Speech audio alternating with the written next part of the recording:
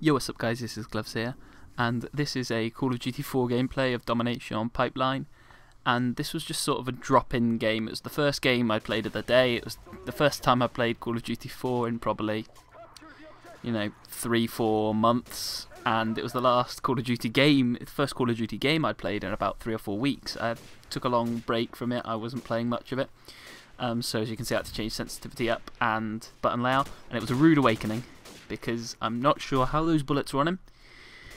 I was angry, and I didn't realise that I was actually put on in a Juggernaut class. I realise soon, to be honest. I'd probably get maybe 1 kill, because it's an awful start to this game.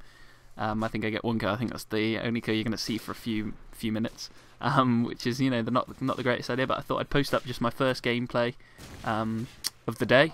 It was the first game I'd had in about 3 or 4 weeks, so I didn't really have much. Whenever you pick up a game, an old game that you hadn't played for a while, you're always a bit rusty, and that first game can often be an awful game, and it started off very poorly, and I ended up turning it around a bit later on, as you'll see later. But, as you can see here, I was not really certain that I had Juggernaut on, because with some quick scopes there, even if they'd hit him, they weren't going to kill him. Not with the R700 with Juggernaut. Then I realised I had Juggernaut and I changed away now. And this is where it starts to turn around a bit. But what I want to talk about is this is where the love affair for me started in Call of Duty 4, and I'm sure it was the same for a lot of people out there. This was the first, Call of Duty game they played, and this was the one that they really fell in love with. And as soon as I'd sort of had my first game, I still remember my first game, it was Search and Destroy on Block. I was not sure what Search and Destroy was back then, but it is my favourite game mode now. So, don't know if it's just your first game mode you fall in love with, but it's the game mode that I would play whenever I pick up Call of Duty, any Call of Duty game I'd want to play, Search and Destroy.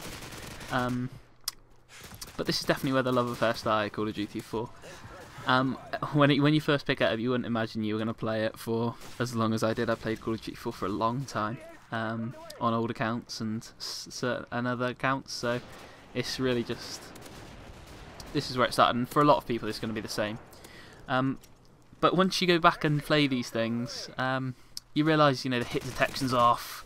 Like that first death that I had, I was pretty sure I was shooting directly on him, and there's a few instances later where I think I'm shooting at him.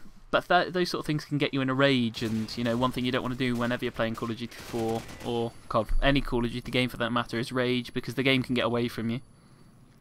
It can be the sort of thing where you go from 0 to 1 to 0 to 8, and you are so angry you don't want to play Call of Duty ever again, and then the next day you're playing it and loving it. It's just it's whenever you have a good game, it sort of makes you feel a bit better, and you'll take your better games to experience the highs. And but one thing about like that, I thought that was on it. But one thing about Call of Duty 4 is we had sort of no expectations. There were nothing to sort of balance it against. So the hit detection wasn't as sharp, things weren't as crisp as they are now, but we had nothing to sort of compare it to. So we would just take it, and I think that's one thing that really helped Call of Duty 4. I don't think it's the most polished game, far from it, obviously not. It's these other games have been in development for 5-6 years longer than Call of Duty 4, and they should be further advanced in the hit detection, the graphics and certain things. But I think that's one thing that Call of Duty 4, when people think back to games like Call of Duty 4, they think, oh, those were the days, there was no hit detection shit, there's no, graphics weren't poor, and you go back and play it and maybe you think, maybe we're a bit lenient on this game. But it was the first one, so very entitled to. People always talk about the balance. You always hear, oh, the balance in COD 4 was better than every other game. It's another thing I have a real issue with. The M16 is a gun which it dominated, really, didn't it? It dominated COD 4. The MP5 was another gun. I'd say, the 3 most common guns were probably the MP5, the M16, and the M4A3, the sniper rifle. And I'm not going to come out and say all these guns were overpowered, because I use them too. Everyone uses them. But there were lots of guns that you could use and do pretty well, and I think that's once you get used to any gun in any Call of Duty game, you can do well enough with it. If you level it up, high enough in the later games, or you have the right attachments in the earlier games, you can always do well with a gun. There's certain guns that I don't do well with, but you can see other people doing really well with. For example, like the double-barreled shotgun in World at War was never a gun that I was particularly great with. And, you know, until recently I didn't think I could use the G3 in this game or anything like that without having a modded controller, but, you know, there's things you pick up, your trigger finger you improve on. I think my trigger finger really improved in World at War, just, you know, like going in the tunnel on, what is that map? Airfield? Is there a map Airfield on World at War? I'll say Airfield. Going underground in that and just, you know, trying to use your trigger finger to mod as quickly as you can, you know, get that trigger finger going and see if you could get limited. That was a great little game, because they would limit people that didn't have mods but wouldn't limit people who had mods, and that's one thing that's really hurting World at War right now. I mean, I was surprised when I got into a Call of Duty 4 game that didn't have people flying around the map, under the map, or, you know, just invincible, which is a very good sign.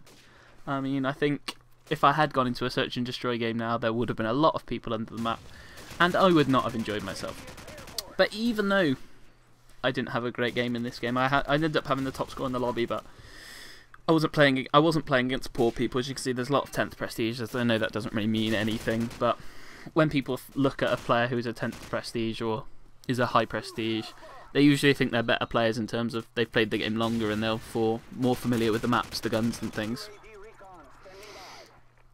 And whether rightly or wrongly, they make, you know, they judge them on it. And if I see a good player, a 10th prestige, I immediately think, right, he's going to be a good player. Like, that guy's level 5, I don't think he has a terrible game. I'll see at the end. I'm just, you know, guessing that he doesn't have a terrible game. He could be one of the worst players in the world, but I'm saying now that he doesn't finish bottom of this lobby. Maybe he does, I haven't got a clue. But for me, this is where the love affair started. Call of Duty World at War definitely continued that love affair, and, you know, Modern Warfare 2 to some degree continued it, and then Black Ops for me really put that on hold. And I mean, I think I've been really harsh on Black Ops because it was a decent game. There's Krabby I Crab IX, shout out to you, son.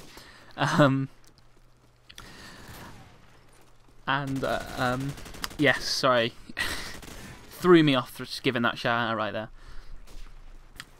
Yeah, Black Ops, I think I have been a bit harsh on it because I've played it since and I've enjoyed it.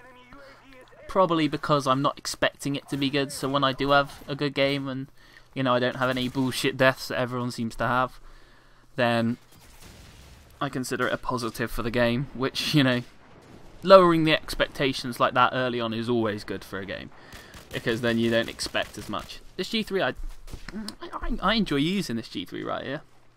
I reckon I get a decent KD with it. It's not a bad little gun actually, and I think, you know, obviously if you have a mod then it's very easy to get kills with. Don't know how that guy misses me. Get a bit lucky. Mush Banana 123, great name though, so I've got to give him that. Also, I think the sort of, this is awful shooting, but I do get the kill with the last bullet. Now that's style points, so I think that deserves a like. So you've got to like this video right now. No, I'm only joking, you don't have to if you don't want to. But I think the simplicity of this game really helped people fall in love with it. If it wasn't complicated, it was very much a pick up and play game. If you could, you know, if you had any sort of familiarity with a first person shooter, you could play this game. And I think this sort of formed the basis of every Call of Duty, every first person shooter from now on. They take the basis from this game, they take the control layout. I mean, I hate picking up a game like, you know, Homefront, for example, a poor shooter, but, you know, I hate picking it up and not being able to change my button layout, or buttons being different things like throw a grenade isn't RB or anything like that. And I think Call of Duty really set the foundations for every first person shooter, and I think that's the legacy that's left, and that is a very good legacy to have. And the gameplay is running out. I'll bring you a lot more Call of Duty 4, it was a good game at some point. And leave a comment, a like and a subscribe.